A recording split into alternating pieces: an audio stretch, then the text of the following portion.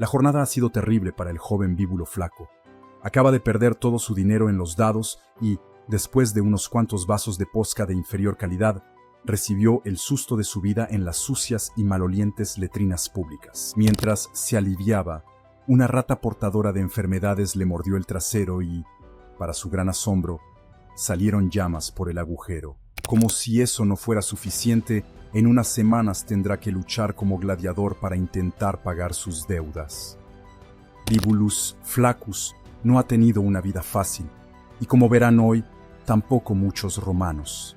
Por eso dudamos que ustedes, las personas de hoy, habrían durado mucho en el imperio. El señor Flaccus es un personaje que hemos inventado, pero su día de dificultades está basado en una historia real. Por ejemplo, la posca era una bebida alcohólica muy barata hecha de agua, vinagre, hierbas y sal. Un pobre romano podría haber perdido mucho dinero después de haber bebido una jarra y haber jugado a los dados, un juego de apuestas popular. También podría haber considerado pagar sus deudas peleando en la arena de los gladiadores. También mencionamos el hecho de que vaciaba sus intestinos en unos baños bastante peligrosos y asquerosos. Vamos a hablar un poco más sobre la higiene o su ausencia en el Imperio Romano antes de abordar la cuestión de la lucha por la vida y la aterradora prueba de la infancia romana. Los romanos estaban bastante avanzados en términos de higiene, pero eso no significa que no hubiera enfermedades generalizadas y suciedad omnipresente. Es por eso que algunos historiadores afirman que las paredes de las letrinas públicas a menudo estaban adornadas con grafitis relacionados con Fortuna, la diosa de la suerte, y cuando te deshacías de tu carga, no tenías mucha intimidad.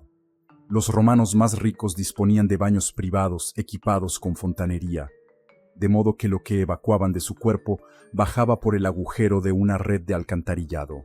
Para ellos, la idea misma de usar baños públicos sucios les daba ganas de vomitar.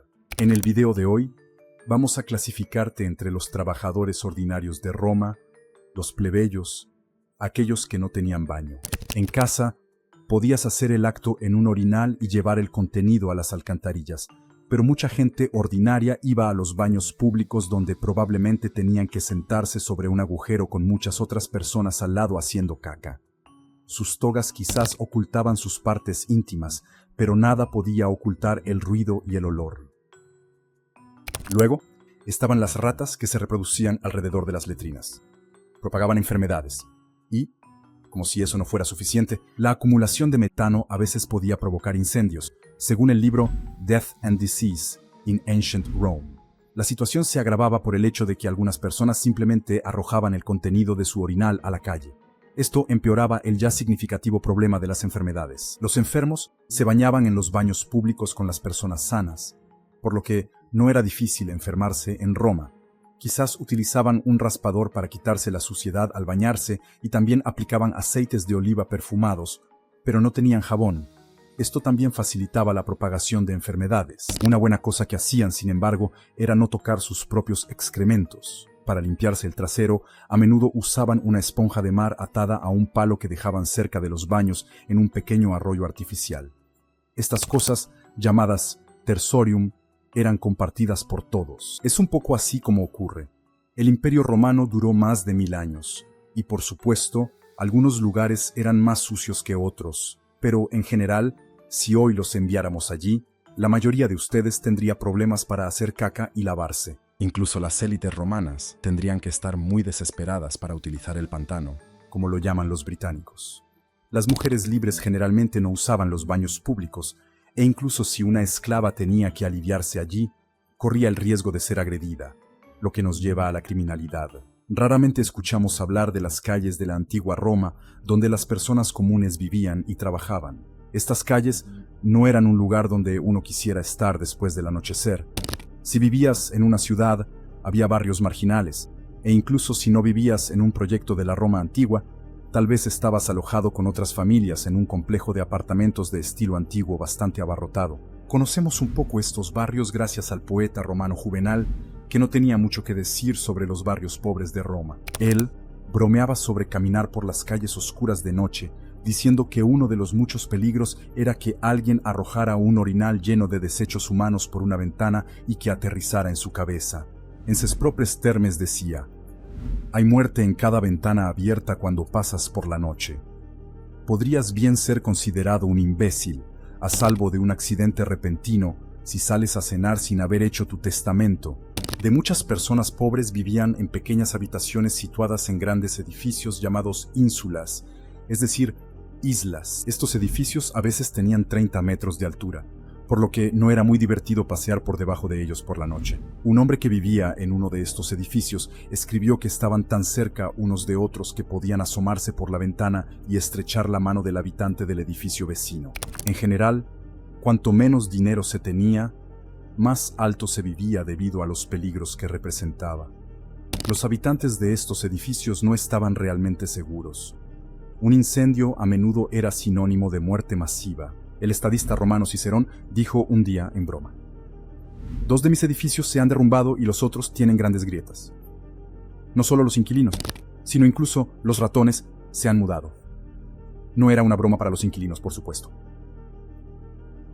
Había muchos edificios superpoblados y en ruinas, y como los habitantes cocinaban en pequeñas cajas de metal en sus habitaciones, había muchos incendios mortales en los edificios. En caso de incendio, todo lo que poseías desaparecía.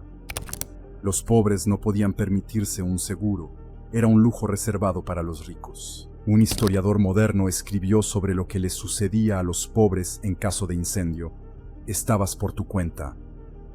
En el mejor de los casos, podías esperar la ayuda de amigos o de familiares, o quizás de un rico mecenas. Añadió que no existía ninguna forma de banco para estas personas, lo que significa que cuando la situación se volvía desastrosa, realmente estaban en apuros. Pero en esos oscuros laberintos de calles había más que temer que las caídas de excrementos y las normas de seguridad dudosas. Una persona rica no se desplazaba por las calles de noche y si realmente tenía que hacerlo, pueden estar seguros de que tendría lo que Juvenal llamaba una larga escolta de sirvientes. Es porque hay muchos agresores que merodean en la oscuridad. Eso también significaba que el ciudadano promedio debía preocuparse por algo más que los agresores. A veces, los ricos paseaban por las calles, y su escolta armada te golpeaba solo por diversión, o sobre todo, si te interponías en su camino. El historiador Suetonio escribió que el emperador Nerón hacía esto mientras estaba disfrazado de plebeyo, llevando un sombrero y una peluca, y hería a aquellos que se defendían y los arrojaba a las alcantarillas. De hecho, eso era bastante caritativo para el sádico Nerón. Había guardianes, llamados vigilantes, pero se concentraban principalmente en los incendios. En general, cuando se trata de conservar sus objetos de valor o su vida, se corre un riesgo al salir de noche. No obstante, existían leyes, tal como están escritas en el libro de la ley civil, Codex Iuris Civilis. Si elegías la vida de delincuente en la Roma antigua, podías encontrarte ante un tribunal y el desenlace podía ser brutal. Pero no olvides que las formas de justicia han evolucionado a lo largo de los siglos. Existen casos documentados donde los delincuentes pensaban que podían salirse con la suya. Un hombre entró en una tienda y apagó la lámpara para robar algo. El comerciante, probablemente un antiguo personaje de Charles Bronson, no quiso dejarlo, incluso si el ladrón estaba armado con una cuerda a la que estaba unido un trozo de metal. Se pelearon en la calle y el ladrón recibió una buena paliza y perdió un ojo. El caso se llevó ante los tribunales y se decidió que el hombre tenía todo el derecho de quitarle ese ojo. El caso está cerrado. Pero imaginemos que viven en uno de esos lugares remotos y que un día deciden levantarse y luchar por sus derechos protestando contra un reciente aumento de impuestos. Los aumentos de impuestos eran comunes. Estas campañas militares no eran baratas. Y está demostrado que los aumentos de impuestos no solo arruinaron a la gente común, sino que también llevaron a algunos de ellos a la hambruna. Por supuesto, ustedes lucharon. De hecho, había de vez en cuando huelgas generales en Roma cuando la plebe estaba prácticamente hambrienta. Estas huelgas se llamaban secessio plebis, y a veces iban acompañadas de una amenaza de látigo o de muerte. Otras veces hubo verdaderas reformas, y las élites cedieron más poder al pueblo. Pero imaginemos que participas en una manifestación en Roma que se convierte en un motín y se sale de control. El emperador se rodea de su guardia pretoriana y los guardias romanos ordinarios son enviados a las calles para dispersar a las multitudes y arrestar a los líderes. Meme, si no eres un esclavo, tu arresto te traerá grandes problemas. De hecho, solo tienes una pequeña fortuna y, como tu estatus social no es alto, serás tratado peor por los tribunales. Así es como pasaban las cosas. Comme l'a fait remarquer un historien, vos chances de succès au tribunal dépendent largement de votre statut par rapport à l'accusé. Si eras un esclavo, las probabilidades eran aún menores, al igual que si no eras ciudadano. Pero incluso si eres ciudadano, formas parte de lo que se llamaba los humiliors, la clase inferior, y no de la clase superior, los honestiores. Entonces se le envía de nuevo ante los tribunales civiles y se le declara culpable de haber provocado violencia y de haber incitado el descontento de la población. En la antigua Roma no había prisión a largo plazo para los criminales. Como les gusta decir a los historiadores, la justicia era rápida. Además, podía ser torturado legalmente antes de confesar. Era algo bueno a los ojos del Estado, aunque esta práctica generalmente se usaba solo para los crímenes más graves. En resumen, si se trataba de un crimen violento bastante grave, tenía suerte de ser azotado. Por el mismo crimen, un no ciudadano podía terminar trabajando hasta la muerte en una de las minas o canteras. Damnatio in metallo. Era una condena a muerte, en el sentido literal del término. Se trataba de una condena a muerte, lenta y dolorosa. Sí, durante el motín se declaraba un incendio y alguien moría y usted era responsable, podía esperar lo peor. En la antigua Roma, eso podía ser brutal. Podía ser una simple decapitación, pero dependiendo de la persona a la que molestaras, podías ser quemado, enterrado vivo, arrojado desde lo alto de un acantilado, crucificado, empalado o incluso atado en un saco con una serpiente, un gallo y un perro y lanzado a un río. Como miembro de las clases bajas, también podía ser obligado a luchar en la arena de Damnatio, ad gladium o ferrum. Realmente era terrible. Como dijimos al principio, los gladiadores de la antigua Roma podían ser voluntarios que intentaban saldar sus deudas. También podían ser esclavos o personas que habían cometido un crimen grave. De toute façon, hay que mirar más allá de Hollywood e imaginar lo que se podía sentir al luchar por tu vida contra otro gladiador o incluso contra animales salvajes. Y no estamos hablando de conejos o gansos. La damnatio ad gladium era un tipo de combate particular, porque en este caso no tenías ninguna posibilidad de ganar. Y decimos bien ninguna. Se trataba de una condena a morir por la espada. Era un castigo a menudo reservado para los esclavos. Pero como usted es una amenaza para la sociedad, está condenado a morir. El estadista y filósofo Séneca tenía un desagrado particular por esta pena. Un día escribió que fue a la arena esperando asistir a juegos, pero en lugar de eso encontró un baño de sangre y muerte. Él dice sobre los condenados: no tienen nada para protegerse, ya que todo su cuerpo está expuesto al golpe, nunca golpean sin resultado. La damnatio ad bestias, la condena a las bestias, era similar. Séneca escribe: por la mañana arrojan a los humanos ante leones y osos. Esto es lo que solía sucederles a los criminales de las clases bajas, especialmente si habían cometido el crimen de secuestro, falsificación o, como usted, de levantamiento. Además, después de la muerte, los bienes del difunto eran confiscados y no se podía redactar ningún testamento. Era la justicia romana más dura que existía, pero a veces a la plebe le gustaba ver a los condenados ser destrozados por las garras de un león, un tigre, un leopardo o una hiena venida del norte de África, o también por un oso pardo o un lobo venido de otras regiones de Europa. A veces no había combate, y el condenado era simplemente aplastado por un elefante o dado de comer a un cocodrilo. Era una justicia brutal, pero los criminales a veces tenían la posibilidad de luchar por su libertad después de haber recibido un buen entrenamiento en una escuela de gladiadores. Ce châtiment était connu sous le nom de damnatio ad ludos, c'est-à-dire condamné au jeu. Avec environ 400 amphithéâtres répartis dans tout l'Empire, les jeux étaient nombreux.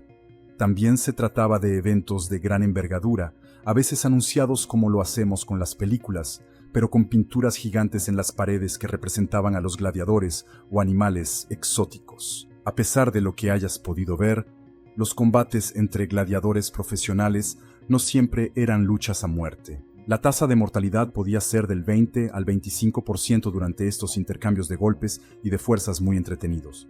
A veces, un hombre podía luchar para vivir un día más, y luego luchar de nuevo. Y quizás una vez, el patrocinador de los juegos le entregaba una espada de madera, rudis, al final del combate, lo que significaba que recuperaba su libertad. La idea del pulgar hacia abajo también era real. A veces, un luchador herido levantaba un dedo en señal de sumisión y un árbitro detenía el combate. Luego, el editor jefe, a veces el emperador, medía los sentimientos de la multitud y daba un pulgar hacia abajo para la muerte, o 2 dedos para la clemencia. Si el herido luchó bien, a menudo se le perdona en el contexto de los juegos y no en el de la pena de muerte donde siempre es ejecutado. En este caso, incluso si, sin espada ni armadura, lograba vencer al otro hombre, otro gladiador intervenía y terminaba el trabajo. ¿Estaban arreglados los juegos? Es difícil afirmarlo con certeza, pero sería insensato pensar que nunca fueron arreglados durante todos esos años. A veces, un hombre en la multitud abucheó y gritó sobre un trucaje, y el emperador Domiciano lo hizo llevar a la arena y lo hizo despedazar por una manada de perros salvajes hambrientos. Y le era probablemente mejor guardar las sospechas para uno mismo, lo que, imaginamos, sería difícil para muchos de ustedes, comentaristas de YouTube, ofreciendo hablar. Dado el alto índice de encarcelamiento en muchos países y el hecho de que una gran parte de la población mundial ya ha cometido actos que podrían potencialmente llevarlos a prisión, no sería exagerado decir que muchos de nuestros televidentes quizás se hayan enfrentado a este deporte sangriento en la época del Imperio Romano. Aquí hay otra razón por la que no habrías durado mucho tiempo en esa época, o al menos si te enviáramos ahora y no cambiaras tus hábitos. Y si te enfermaras en esa época. Dans la dernière partie de l'Empire, les Romains ont fait des choses étonnantes en termes de descubrimientos médicaux. Personas como Galeno hicieron numerosos avances en medicina. Si estabas enfermo, tal vez te decían que descansaras o que hicieras más ejercicio. Y si tenías la suerte de ver a un médico, tal vez te decía que tenías un desequilibrio de uno de los 4 humores. Estos son la bilis negra, la bilis amarilla, la sangre y el flema. En caso de desequilibrio, la teoría decía que usted estaría físicamente enfermo o mentalmente deprimido. Por lo tanto, si sufres de dolores de cabeza constantes o dolores crónicos en el estómago, probablemente el tratamiento consistirá en purgar el humor sobreabundante que es responsable de ello. Eso podía traducirse en sangrías o vómitos forzados. El enciclopedista Seltz aconsejaba: para hacer vomitar a alguien que se levanta por la mañana, primero debe beber miel o hisopo con vino, o comer un rábano, luego beber agua tibia. En general, en caso de enfermedad grave, no había mucho que hacer, salvo esperar que el sistema inmunitario, que nadie conocía, por supuesto, viniera al rescate. Con los avances de la medicina en el imperio, se practicaban operaciones quirúrgicas rudimentarias, como las amputaciones, pero no había anestésico. A veces se administraba opio, pero realmente no era eficaz para aliviar el dolor durante la extirpación de una parte del cuerpo. Si contraías una enfermedad, por ejemplo un virus, se atribuía a criaturas diminutas, demasiado pequeñas para ser vistas a simple vista. Era bastante cercano a la verdad, pero otra persona podría haberte dicho que las estrellas te habían dado la enfermedad. Había muchas teorías y tratamientos médicos extraños en esa época.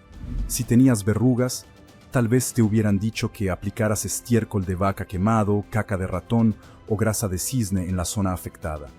Si sufrías de dolores de cabeza crónicos, quizás te aconsejaron aplicar los genitales de un zorro en tu cabeza.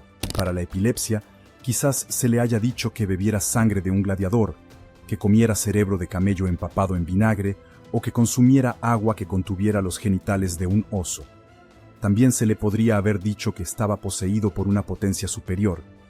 Como puede imaginar, enfermar en la época romana no era una sinecura. En cuanto a la dieta, no les sorprenderá saber que los romanos más ricos tenían una dieta mucho más variada que los pobres, con notablemente mucha carne.